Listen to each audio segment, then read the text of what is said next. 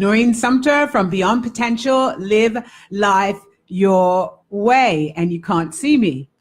I'm not in the camera. I'm like way up. Where am I? I'm far, far away from the camera. Anyway, tonight, my show is going to be with Garrison Red of the Garrison Red Project. And Garrison is like an internet or Instagram. I'm just going to call you an Instagram sensation. Everybody watches you. You know, I might as well just like be real about it. And so tonight we're going to be talking to him. But first, I want to talk about my week. All right. Well, can we move over a bit so I can see myself in the camera? You know, I like to see myself. Okay. So, I'm all over the place, right? Maybe we should turn it a little bit. Yeah, like that. There you go. Good. Oh, I'm kind of halfway cut off. But anyway, I'll come over this way. So my week has been very, not stressful, but I've been working out really hard. And I worked out hard on Friday with Garrison. And you'll find out why it was hard later on. And I've been changing my diets. I've been eating a lot of greens, a lot of vegetables, a lot of salad, you know, protein. I'm cutting my eating off at 7 o'clock because I'm really committed to reducing my diabetes. I don't know if many of you know, but I was diagnosed with diabetes almost 3 years ago. And, you know, when you get diagnosed with something, you sort of go the whole hog and you do all the work and you're rah about it. And then as soon as you get some really good results, well, this is me. As soon as I got really good results and my blood sugars went from 10 to like 6.5, I jumped off the horse. Right. Well, actually, truthfully, I didn't like how thin I was. I really didn't like it. Like, I'm a big, robust woman, and I like to have my stature to be robust. I was very thin when I was younger. And so I had it, my butt is like nice and big. And then what happened was it got really small and I didn't like, well, compared to some people, it got really small and I didn't like it. But what happens is fat and diabetes doesn't go together. So I'm back on the mission to reduce the weight and get that in check. But what I've decided is that like I am not taking metformin. I'm going to do it all with diet and exercise. And it is doable. And I was, you know, been doing a lot of research and I just found out that like the Diabetes Association and, you know, like all these organizations, I don't know if they're really for us. I mean, like, I don't know what their mission is about because I've been looking at some of the diets that they've been saying for me to eat, and it has a lot of bread and a lot of carbs in it. And bread and carbs spike insulin, which, you know, increases my sugar. So I just have to sort of find alternative methods to sort of manage myself and manage my diet. But anyway, that's what I've been up to this week, is like really retraining myself, my mind, my body, to take care of myself in a way that, you know, the medical institutions are there to help us to maintain or manage health. They're not, I don't feel that they're actually here interested in us being well. So I'm just not interested in taking all these pills. If every time I go, it's another pill. Not interested, just not interested. If I should die, then I just die. But I'm going to do the best that I can do. Do you hear me? Yeah, like if you just die, you just die. Look, let me tell you something. What's going on here? Like, no, let me say this. Let me say this. I'm going to die if I keep on taking all these medications, right? Because after a while, your liver can't manage it. Your kidneys can't manage it. And most people die of like the medications, right? Yeah. And so if I have to change my diet and change my lifestyle, then I'll do that for the rest of my life. As opposed that's to, smart. Yeah, that's smart. As opposed to like be pumping myself up with drugs. Like every time I shake, like the pills are rattling around. I'm not doing it. Right. So whatever it takes for me to get myself in shape is what I'm going to do, you know, and it takes consistency. And that's something that I have to learn. Right. Yeah. It's something that I have to put into practice, and it's not going to be easy. No days off, though. Right. That's it's not going to be easy. No, I know it's not easy. It's not easy. But, you know, I'm going to do it. It's like today, you know, I was eating cherries, right? Not today, but I've been eating cherries. Every time I go, I steal a cherry or two or buy some cherries. But today I looked at the cherry and I said, no, because that one cherry literally spikes my insulin. Oh yeah, you can't do so you know, fruit. I love fruit, but I'm gonna have to find fruits that don't spike it. Yeah. Anyway, less of me and more of the show. So tonight, like I said, I have Garrison Redd. If you haven't seen him on Instagram, then I don't know what you've been doing, but he is all over Instagram. So Garrison Redd is the founder of the Garrison Reddproject. Yep. And he's going to tell you more about that. I'm just going to go straight into the show and have Garrison introduce himself. So Garrison, introduce yourself. How you doing, everybody? I'm Garrison Redd. Like she said, I'm the founder of the Garrison Reddproject. I'm also here with Garfield Williams. It's my cousin. Well, it's more like your brother, right? Yeah, it's more like my brother. We're like brothers. Right. And we're here today to tell you about our organization and how we're trying to improve the quality of life for everyone in this world. And also, Garrison's going to share with us his story, because his story, your story is like the kind of stories that we hear about, we read about. You know, young man gets hit by a random bullet, or young man dies from a random bullet, or something like that. Your situation is that you got hit. What? How many years ago? 17 years ago? Yeah, I was 17. So when I was 13 years ago. Right. So 13 years ago, Garrison got hit by a stray bullet in your community. You want to say across the street from my house. Right. I was outside on a random summer night, and some guy came up and started shooting at everybody that was on the steps. Right. Yeah. So when he started was literally shooting at people at the steps. Was he mad? That's how life is. Back in the day, growing up in Brownsville, Brooklyn. Right. So life he's from Brownsville, Brooklyn, right? Yeah, that part of Brooklyn. And growing up in those communities like the South Bronx, certain places in Harlem, 10 years ago, it was like rough. Right. I mean, like you heard about that kid Junior recently that was cut up with the machete. That was like every day. Right. Stuff like that occurs. It's just that people don't bring attention to it because it's not glamorized on the news. Right. Like if the kid didn't die in a horrific manner, or is it more like if it didn't happen in a neighborhood that was affluent, or a neighborhood that was not black, or something like that. If it happened in Midtown Manhattan, that would be a whole different. That's a different story. Right. So it would hit the news. It's a crisis. Right. But in those areas, it's okay and is it like swept under the rug, and you go to the hospital, and from the hospital you go back home, and you just back in the community again. Right. And it was like it's like a cycle there. Right.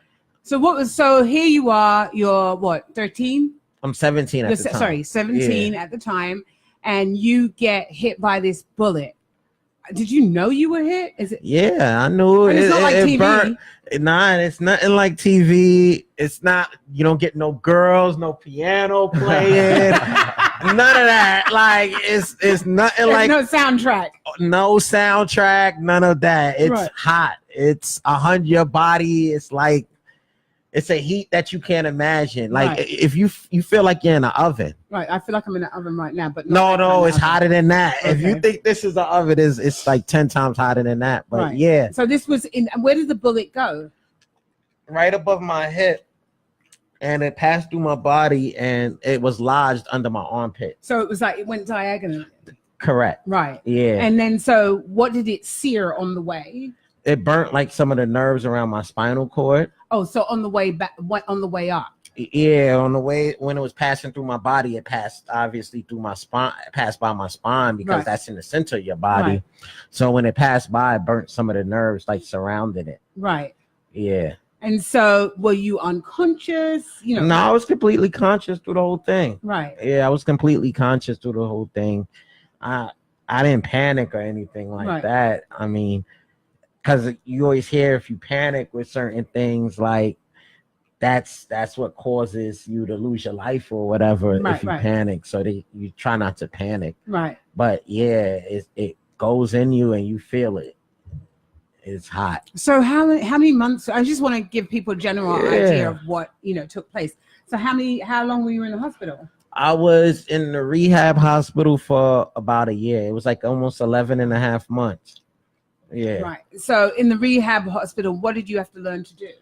It's just basically everything. Like you have to learn a lot of new things because like one thing with back injury, like you can't really do much for the like immediately after, right? Because they want to make sure all like the fractures and stuff stay in place, right? Because you could damage your spine even more, right? If you move around. Thank God it didn't hit my spine, but like I had still bones like surrounding the area that was fractured and injured. So with that said, I had to wear like a back brace for like 2.5, 3 months. And then your body just changed because now you have a foreign object in your body as well. What was with the bullet? Yeah, the bullet was still in me. Mm-hmm. I got the bullet taken out like 2 years after the incident occurred. Right. But the bullets in, so that's like just changed the dynamics of your body as well. You got a piece of lead in your body, so in the beginning you could experience different like issues such as like fevers, right, and just imbalances with your body as well.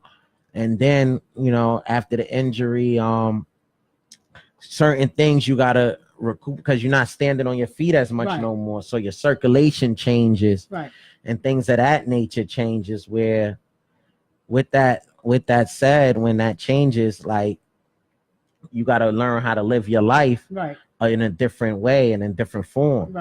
So a lot of things you take for granted, like your sitting balance, like ordinarily when you sit down, nobody takes for like the muscles that's working. You just sit down on a chair, you thinking your back muscles, your glute muscles, they automatically engage. But when you had an injury such as the one I did, a spinal cord injury, a lot of those muscles disappear and atrophy, so they become a lot weaker than the average person. So you got to learn how to sit and stuff like that. Just a lot of things over.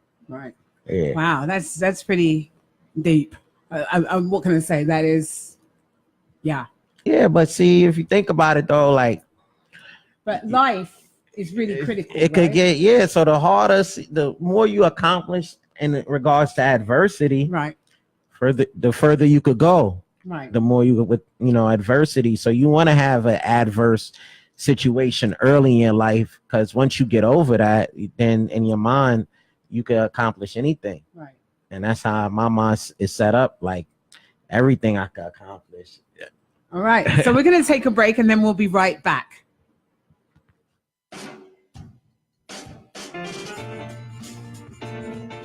You're listening to the Talking Alternative Network.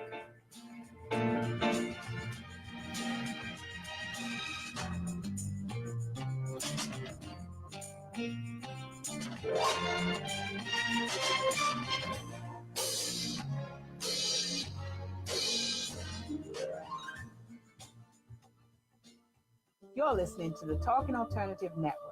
Are you stuck in a rut? Negative thoughts, feelings, and conversations got you down? Hi, I'm Noreen Sumter, the Potentiator. Tune in every Tuesday at 9 to 10 p.m. Eastern Time and listen for new ideas on my show, Beyond Potential, Live Life Your Way, on talkradio.nyc. Who do you want to connect with? Are you an entrepreneur or intrapreneur looking to build your following? Welcome to our show. Follow Me Friday with Joan and Priya. Tune in every Friday at noon Eastern on talkradio.nyc. We're your digital connectors. Woo woo!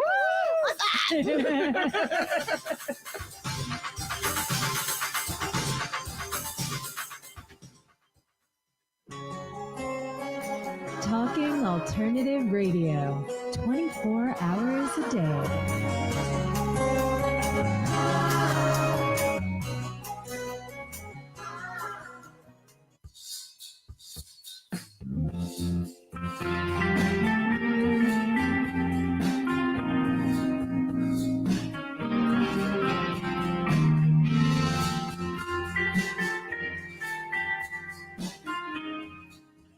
Hi, and we're back. This is Noreen Sumter from Beyond Potential, Live Life Your Way. And tonight we're speaking with Garrison Redd from the Garrison Redd Project. Yep. So welcome to the show and introduce your cousin. Yeah, and this is the assistant director, Garfield Williams. Garfield is like the ninja. He's like the man in the background. You never really see him. And but well, I knew he was there. I know he's there, but I didn't know he was there until Friday. I really had it that you were doing everything on your own. Oh no, everybody knows he's always with me. Okay, so you want to say hi to your peeps? How you doing, everybody? Yeah, I've been with him since since we was babies, So what was it like for you when you heard about his injury, or were you with him that day? No, I wasn't with him. When I heard about it, I was actually at football practice. I was like 14 playing football, and I heard about it then. And I mean, I don't know. I'm not really like a emotional person like that. Yeah. Like I felt the way, but like I didn't cry anything. I just wanted to, Make sure see how he was good. Right. And I visited him, and everything was all right. Yeah. And what was even cool, I ended up going to like my freshman year in high school, the same high school he'd been to. Yeah. So we ended up having the same friends. So I'm cool with all the seniors as a freshman. Right. Mostly at the whole school because of him. Yeah. Like because of me and him. So like some of our friends we would leave from like school or whatever, and we visit him at the hospital. So you had a community. Yeah. You had a community of people around you. Yeah. No, well, not people a like this community. guy Yeah, for his whole life. Yeah. People like this is the guy to be around. Yeah, Fun guy. I mean, I'm a good person. I always been a good person and spread positivity and good vibes. Like I don't really have a problem with like meeting friends and stuff like that. Like people sometimes is like socially awkward. I'm like social butterfly. Yeah, I'm not really like that. Like everybody is cool to me. Everybody starts off on a good foot with me. Cool. Well, they do, right? You know what's so fascinating about meeting you and having this conversation is that it seems, when with my shows, it feels as though I'm having a show, and then all of a sudden these people come up out of the woodwork. Like I start to meet people who are in wheelchairs. I start to meet people who have had a similar situation. It's more prevalent than we actually know. Yeah, it is. And so it's really good. Why I wanted to bring you onto the show was, one, because you're so positive. You're in a wheelchair. This thing happened to you, right? You were, I had it that you were born that way. I wasn't right? born. This thing happened to you, but you are not the kind of person that's going to sit around and like cry in your soup. Oh no. My mother, he wouldn't know who's gonna let me do that. Like there's nobody that's around that's really gonna let me do, and that wasn't the type of person I am. Like I can't stay in one spot stagnated just because of life. Like what you gonna do? You gonna stay there, or you gonna get over whatever you gotta get over? Life goes on. So I want you to share with us your accolades, right? So you did a TED Talk. Yeah, I did a TED Talk. I did an Ignite. Tell us how you did the TED Talk. All right, so this is how I did this. I want you to tell us how you actually got to this Let me tell you how I got here, to be honest. Yeah. All right, so like about a little, working at for the government, and I had an epiphany at work one day, like I need to be doing something, outdoors helping people, because I felt as if I was too cool to just be behind a computer all my life. Like I have an outgoing personality, and a lot of people just gravitate towards me. So I said, I needed to be doing something bigger and something for a cause. So I was like talking to my cousin, of course, like, yo, we got to do something big. You know what? How does mayor sound? But we just throwing the idea around at this point. Like we not thinking nothing of it. So then we do a photo shoot for my godfather's clothing line called Courtesy Of. Oh, okay. So we do the photo shoot for Courtesy Of, and I met my boys. Like these became like one of my closer friends. Instantly. Yeah, it's Ben and Justin from MILF. Right. This is when they just had an idea of the clothing line. It wasn't so much it was already like out in production. They just started like promoting it and marketing it. So they like, yo, come do a photo. MILF DAD. For those of y'all that's tuned in, it's on my hat right here. If you got video, however, but yeah, it's MILF Dad. So they like, yeah, you could be like a brand ambassador or something. So I'm like, that sounds like a good idea. I am fashionable, so I'm all for it. He's so been in fashion shows. So he's been on the runway. Yeah, we do a photo shoot, and the photo shoot got like good feedback. So, and it had a MILF Dad wheelchair and everything. This was legit. Like it was They came ready. Yeah. They came ready. So, but we just connected. Like we had similar goals. And so we just connected off of that. Around the same time, a little bit after, about a week or two after, we started saying like, what we gonna do? Like, we got to think of a new career plan. Like, we gotta be doing something where we helping people.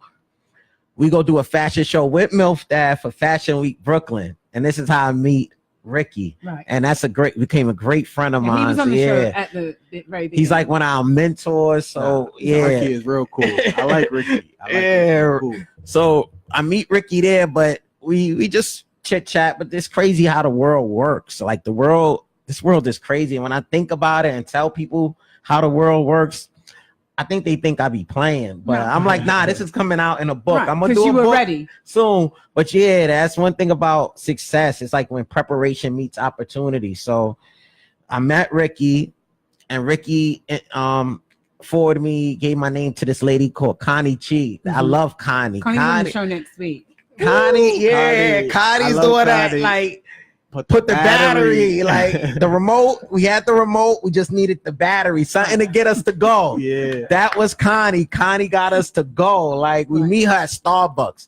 Anybody knows when you have a meeting at Starbucks, this is about to be a meeting that's going to change your life. Yeah. That's how we look at Starbucks in the hood. You at Starbucks, this is going to change your life. Starbucks in the hood, it will change your life. Mind you, I have my bachelor's in finance and everything. So, but I was like, that doesn't matter. Like if you're not helping people, doesn't matter what accolades you have. Right. It means nothing. So, boom. And I was working out in the gym. So this is how I was prepared already. So I meet with Connie, me and Garfield meet with Connie at Starbucks. And she's like, yo, what y'all do? Y'all like y'all jobs and stuff? So we like, nah, Connie, this been bothering us for about the last like you don't understand. That's like a guardian angel. Like God said, this you could need her. You're talking to a coach. Yeah, so I understand. I'm like, so she like, yo, what y'all like? Y'all could do something like impactful. So I'm like, yeah. Did I start playing with the Navigators yet? No, not yet. I don't even think the Navigators was yet. All right, so What's this is still. Navigators? That's the team I play for. Oh, okay. The Paralympic team, okay. Sports club. Okay. So this is still early. So he's a Paralympian. So this is like must be like September, October, right before the fashion show started, like the New York Fashion Week. So we meet with Connie. Connie's like, you should do something like a TED Talk. So I'm like, a TED Talk? What is that? Right. Garfield starts telling me, yeah, he's like, yo, we got to go watch them, bro. They like inspiring individuals that come on the show and just talk about a variety of topics. Right. So I'm like, okay. So I'm like, Connie, I'm going to do the TED Talk. She like, yeah, you got to apply to them and stuff like that. So I'm like, if that's all you got to tell me, you got to just tell me, point me in a direction. I'll do the rest. You don't have to do anything else. Yeah. So she's like, yeah, you got to start an organization, get like a website. I swear, no lie, within 2 weeks from meeting Connie, we had the website up and running, business cards. It was a lot done. And it was like the birth of the Garrison Red Project was like right then and there, right in that Starbucks. That's when the idea hit us. And we're like, we're going to help, different individuals. It's not going to be, it's going to be inclusive. So it's not just going to be for disabled individuals. It's going to be for people suffering from depression, people that come from impoverished neighborhoods that feel there's no way out, just a whole variety of different individuals that are just different, and they need to be accepted and feel like they included in something. So that's why we started it. So and that was the mission. Tell us about the TED Talk, and you can find his TED Talk. Yeah, Garrison Red on YouTube.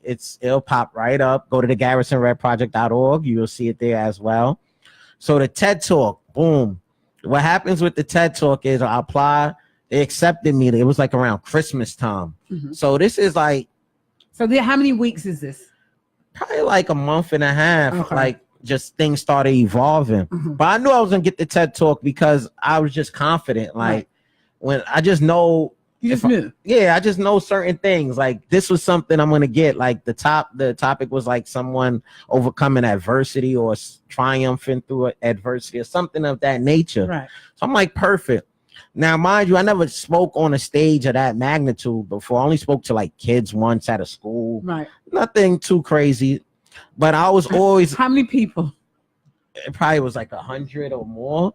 Yeah. It was pretty big, but you know, with the lights on you, everybody looking at you. But that wasn't worried about that because, like I said, I was prepared. I've been talking all my life. I could talk to a group of people. So it's like, that was nothing. But so now I go to the TED Talk, and I was prepared. I was really prepared for it because the title of the TED Talk was "Life is Like Lemonade." Right. How life could throw you lemons. You put some sugar, some water, some ice, right, and you got a sweet the ice. Yeah, the people is the ice. That's the key. The people, because each ice cube represents an opportunity that someone from the outside gave you, to make your lemonade, you know, fulfilling, and to that taste where it's nice and refreshing. So that's what I pretty much how I looked at my life. Like I was basically saying, they threw me the lemons.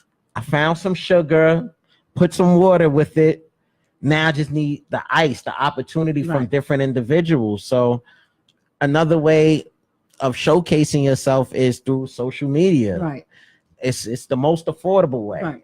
At the end of the day, you don't have to pay for no ads. You don't have to pay for nothing. You just have to be yourself. Right. So I feel everywhere I went in life, not to sound like cocky or anything, but being myself got me far. Of course, because everybody else is taken.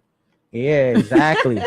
Exactly. Like you said, everybody else is, but everybody liked me for being myself. Yeah, like, of course. They like, you're happy, enjoying your life, like, and everybody around is like miserable. It's a lot of miserable. Why you think I'm always with him? Right. Yeah. I'm not miserable with him. He's not I'm not miserable with him. Right. Like, and I wouldn't like, I wouldn't let him get miserable. Well, I don't think you'd let I anyone. wouldn't let You wouldn't let anyone. There's people that you just like, that's what you want. Misery loves company. You just leave him alone. And misery loves company. Right. You don't want to be that company now. No. I know there's people that you like, I ain't going around her today because she's just gonna change my mood. Right. And your mood is what you give off to the people in society. So you want to have a good mood at all times because people just you don't get energy. They like feel that. Okay. So we've got one. We're going to take a break, and then we'll be right back, and you'll tell us more of his stories. Yeah, it gets better. It gets better, right? Cool. All right, we'll be right back. You're listening to the Talking Alternative Network.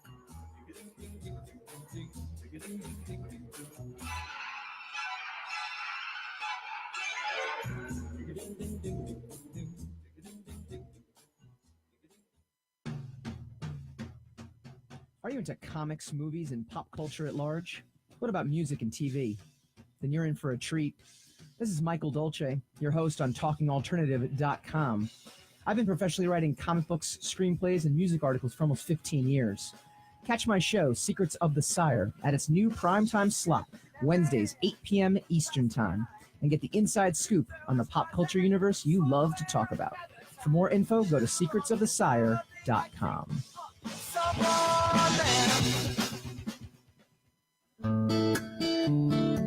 Are you feeling unhappy with your body, shape, or size?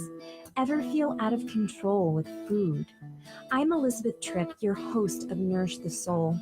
Join me to uncover the root to these imbalances and discover a permanent solution to living a healthy life. Join us every Wednesday at my new time, 7 p.m. Eastern Standard Time on talkradio.nyc.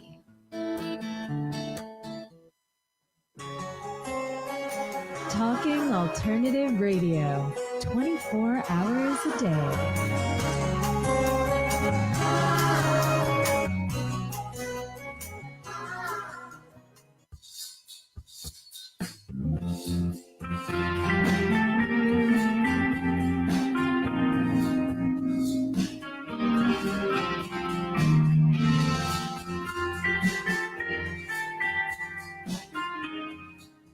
Hi, welcome back. This is Noreen Sumter from Beyond Potential, Live Life Your Way.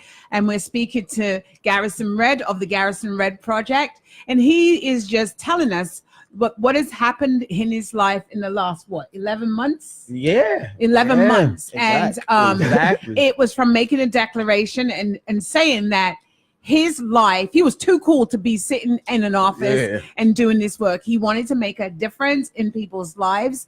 And he was just ready. And opportunity came.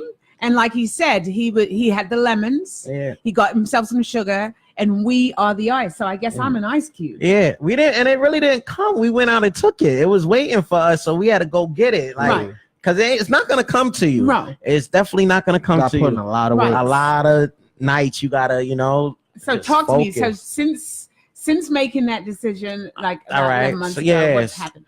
We started the organization, then the TED Talk that I was telling you about, how life is like lemonade. Right. Then we did the Ignite talk. Then we Ignite.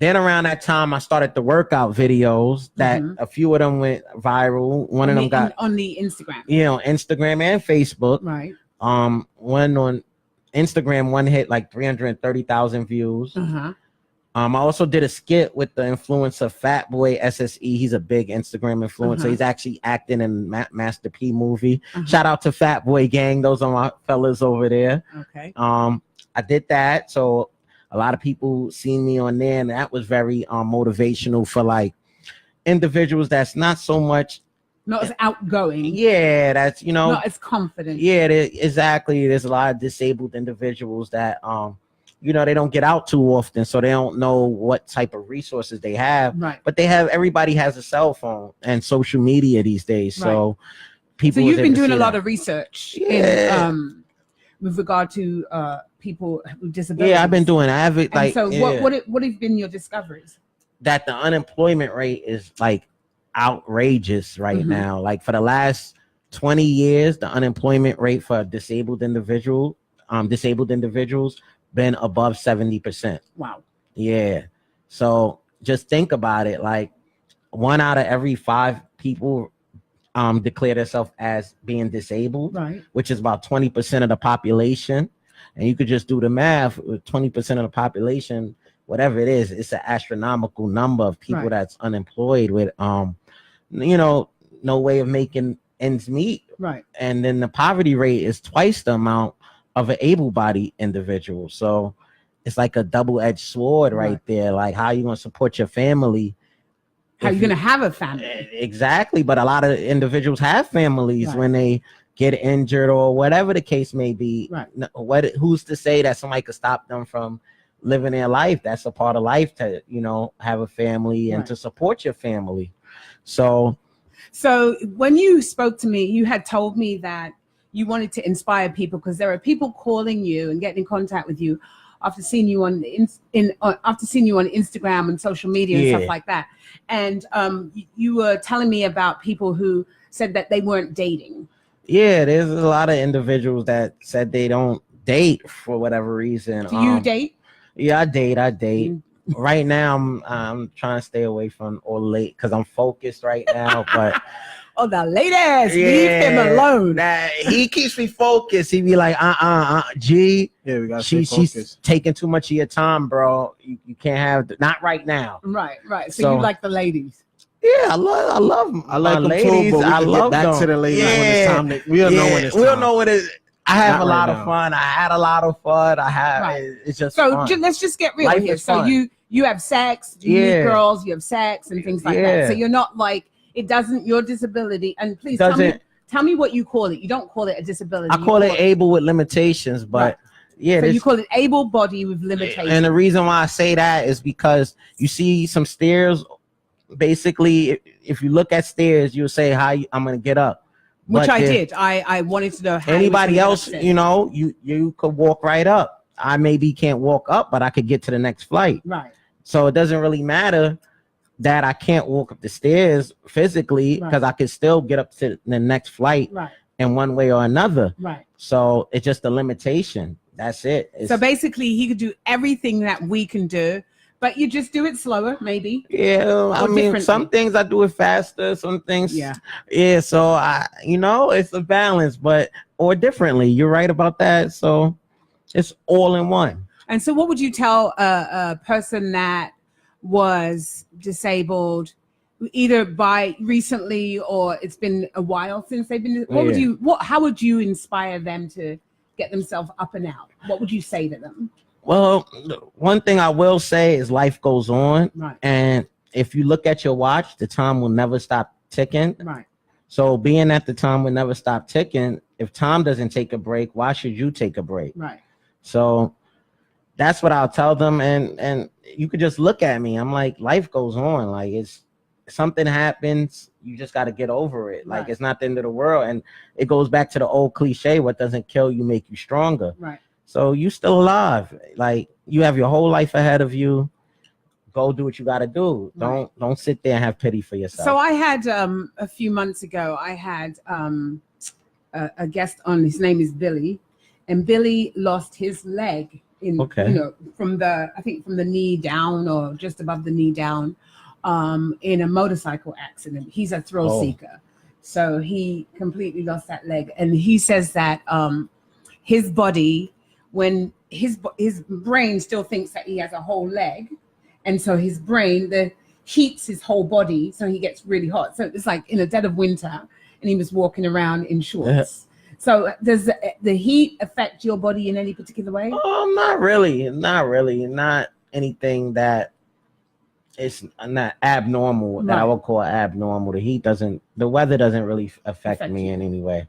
But some people it does. It just doesn't affect me. Right. So I wouldn't, if someone said that, the heat, if I would believe them because of the fact that I have heard stories of people can't adjust to the cold or can't adjust to the heat. So now, like, what I did learn the other day was something about the vertebrates, like T2 and things like that. Yeah, like the C. Usually, if you got injured in the C area, you consider a quadriplegic, where you have limited to no mobility of all four of your limbs. And you saw that in the hospital? Oh, yeah. When I was in the hospital, in the rehabilitation hospital, it was individuals that had injuries that high, where if you're like a C1, for instance, you probably have a trach and you probably don't have any way of contracting like oxygen. Your lungs and stuff like that is affected. Right. So because you told me that you saw somebody brushing their teeth. Yeah. And that inspired you to see. Yeah, I seen somebody that was unable to use their arms brushing their teeth. And we take that for granted. Right. I took that for granted being a para. I have limited or no mobility of two of my limbs. But as a para, I was like, oh man, like look how this individual right here is really brushing his teeth. And that looks like the hardest thing that could possibly be done. And they're doing it smiling, happy. So So you were inspired. Yeah, like it became more or less me like, all right, I know after and through experience as well, I've seen individuals, I always remembered individuals like that. I'm like, I gotta go back and like help them. Like it'll be messed up for me to just see people getting discriminated against. Right. But you've experienced. Yeah, I experienced that on plenty of occasions. I want to ask you. So you're a black man. Yeah. So do you get double whammy? Is it like you're a black man and you're a paraplegic? Yeah. Yeah, no. I would say yeah and no. Maybe for like, if I go to apply for a job, it'd be like almost impossible. Right. Because you applied for jobs and you didn't say. Yeah. Millions I've applied for quite a few jobs and it was like turned down after turned down after turned down. So, but that's another reason why we started the Garrison Red Project. Like, why are we going to go help build something when we could build something of our own? Right. And we could build it and then it'll be there forever. And we could pass it on to our kids. Whatever we want to do with it, it's ours. Right. And the way the government, the way the world is set up now, you got to have something of your own in order to become, and for your self-actualization, to get to where your hierarchy, you need something of your own. Maslow. Yeah, exactly. All right. So ask me to ask you a question. Tell me a question that you want me to ask you. I would say that. What's something that you want me to ask you? I don't know. Let me think of something. What? That was on the spot right there. Yeah. Definitely was. It's always on the spot question. There's something that you want, or there's something that you want to do, or something that you want to be exposed to. Oh, well, why do I want to be mayor? Well, yeah. Why would you want to be the mayor of New York City? Because if I become the mayor of New York City, I could impact the lives of so many individuals. Right. And you can only impact individuals from the top. You voiceless at the bottom. There's millions. Before you start. Yeah, but there's times I had riff-raff with this person and that person, and now that I got a little bit of I won't say power, but like people know who I am now. Notoriety. Yeah, it's like the conversation changes. Like, oh, come in. Right. It's not so much who are you? No, now you got to come in. I need you to come in. Like things like that, which is new. Like that's new for me, and I know it's new for him. And how are you managing that?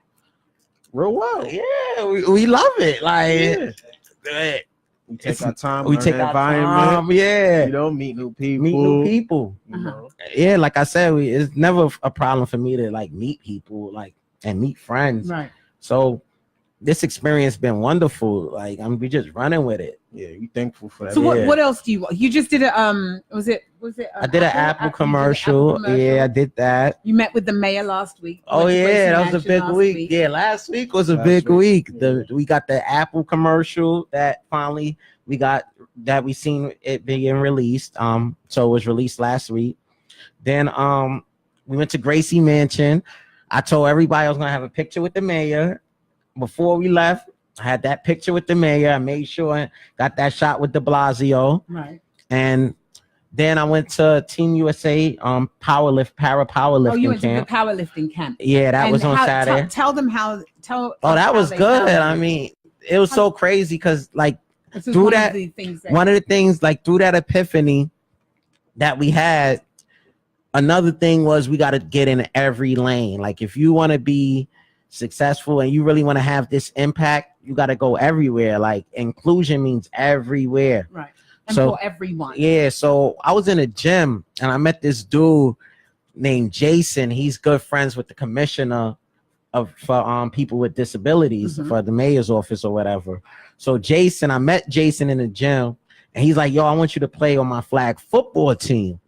So I'm like, flag football? Nah, bro, I'm not falling on the floor. Nah, I got a modeling career I'm trying to pursue. You know, like, he like, nah, come out. I'm like, yeah, I used to play sports, so I do understand. So boom, I came out or whatever. I'm gonna ask you to hold that. I'm gonna hold it. Yeah, let's hold this one. And we'll be right back and you can hear more stories. You are listening to the Talking Alternative Network.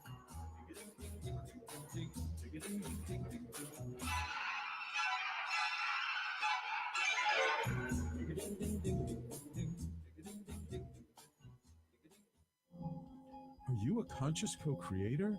Are you on a quest to raise your vibration and your consciousness?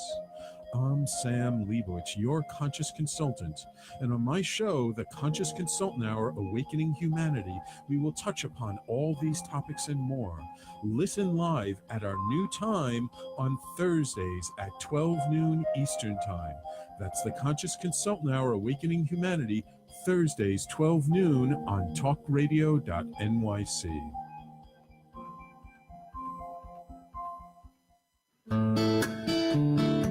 Are you feeling unhappy with your body, shape, or size? Ever feel out of control with food? I'm Elizabeth Tripp, your host of Nourish the Soul. Join me to uncover the root to these imbalances and discover a permanent solution to living a healthy life. Join us every Wednesday at my new time, 7 p.m. Eastern Standard Time on talkradio.nyc.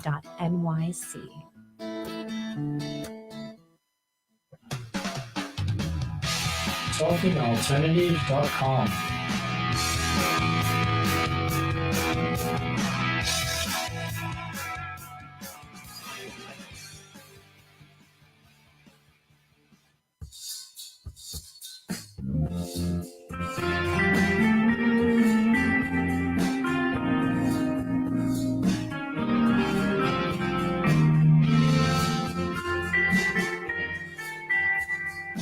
Hi, and we're back. This is Noreen Sumter on Beyond Potential, Live Life Your Way, and we are speaking to Garrison Redd. That's R-E-D-D. Yup. From the Garrison Redd Project.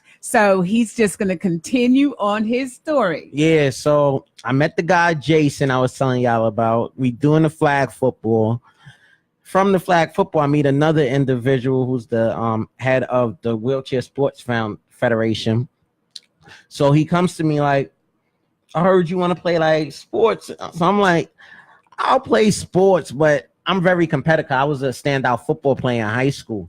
So I'm very competitive. So I'm like, if I'm going to play, I'm all in, but it can't be a team sport because I'm at the point in my life where I don't want to play a team sport. I want all the credit for all the hard work I put in. I don't want to share the credit with 4 other people on a basketball court. I put this work in. I want the credit. That's it. Well, that's honest. So he's like, yo, you could do track and field. You could do shot put, field, like throwing sports and wheelchair racing. So I'm like, all right. He puts me on this team. This is how I'm like, I'm committed now. I'm like, yeah, we're going to do this. So he's like, yeah, I'm going to train you. We're going to go around the world, Olympics, everywhere. Watch this, bro. So I'm like, I bet. Now, in the past, I went out for other sports, but my mom wasn't into it at the time. I'm like, I just want to make money, go to school, make money, and that's that. Right. But then I'm like, I can help people. I'm thinking, yeah, this could be on a larger scale. All I got to do is train. I could train. So I do wheelchair racing. Now, wheelchair racing was on a whole nother level, but I looked on YouTube and saw how much people watched it. I said, this is a good sport right here. I'm like, I could get fame quickly. Right. But I'm strong. So the wheelchair racing coming along, and then I go to a meet where they have powerlifting. So coach, like, how much you weigh? I'm like, I don't know. I think I weigh like 140 pounds or something. That's another thing. The medical facilities never have scales for individuals in a wheelchair. And it's just like mind boggling how you go to the doctor. They ask you how much you weigh. Yeah. So they need to change that. There need to be some type of policy enacted. When was the last time you weighed yourself? At the meets, I got to weigh myself. So I'm telling coach I weigh 140.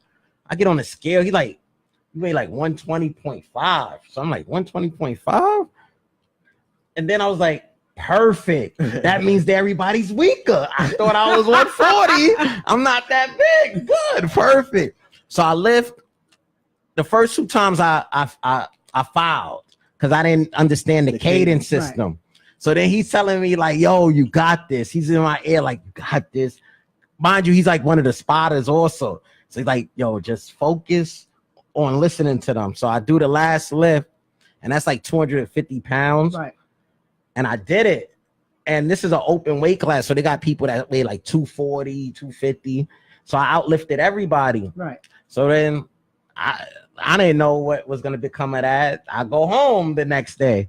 So a few days go by, and I get a Facebook message from the performance manager for Team USA. Right.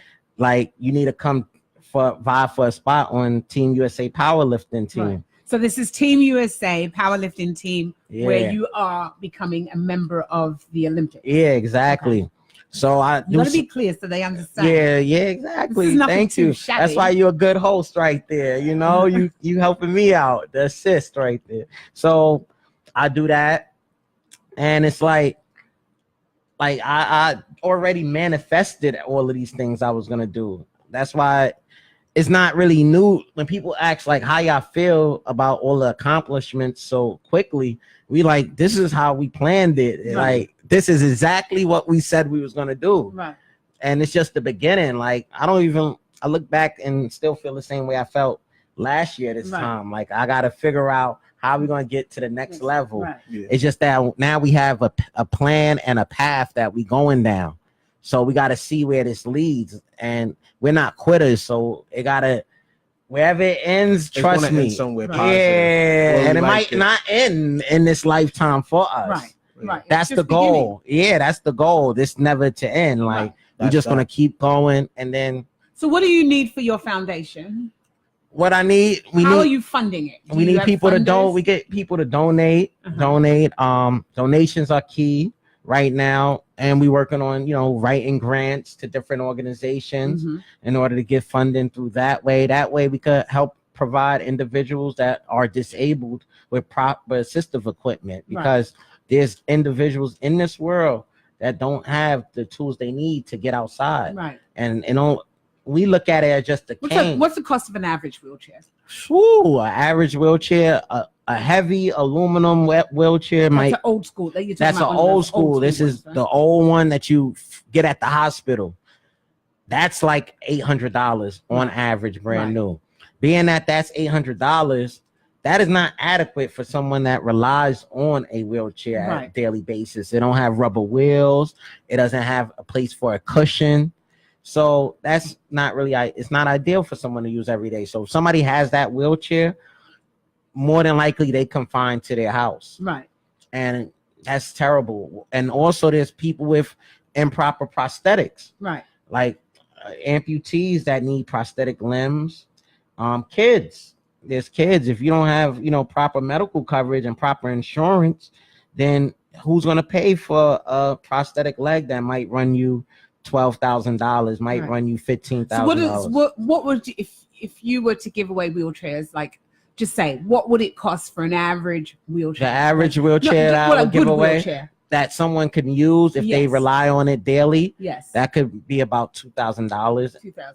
I mean, I sit on a titanium wheelchair. It's a Tylite. It's one of the better brands, but there is other brands that are good that will be suitable for any individual. I mean, the metal is different. It'll be aluminum, but it'll be similar shape, right? Where it be compact enough where they could get around and maneuver, right? Because maneuverability is a big thing as well. Because your wheelchair is 6 pounds, you said? No, my wheelchair is more. Well, fully assembled is 30 pounds, but the frame probably only weigh about 15 pounds. Okay. Yeah, but then is it the lighter the better? The lighter is the better because it's a lot easier for you to maneuver. Right. And like I drive, so being that I drive, I have to disassemble the wheelchair and put it over, basically lift it over my body. Right. So you can't have a heavy wheelchair to do something like that. Right. But you can lift it over your body. Yeah, lift. But then there's another thing. Like I probably lift more than that. We downplaying it. Like I'm like close to 250. So that means you can actually lift me. I can lift a lot of things, But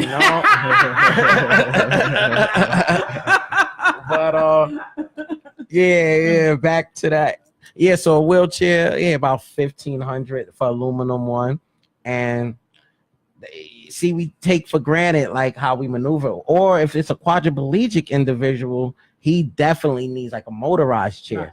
Motorized chairs start at like $20,000 for a good one, brand new. Right. These insurance companies make a killing. Mm.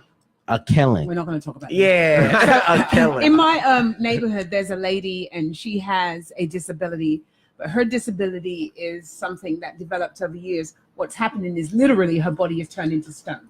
Oh, wow. Right? So, but she's up and she's out. She rides the subway. She rides the bus. She's doing her thing. I like that. I mean, like she has a little motorized thing. She just pushes it forward and backwards. She can't move the neck. I mean, she's solid. She's exactly. stuck.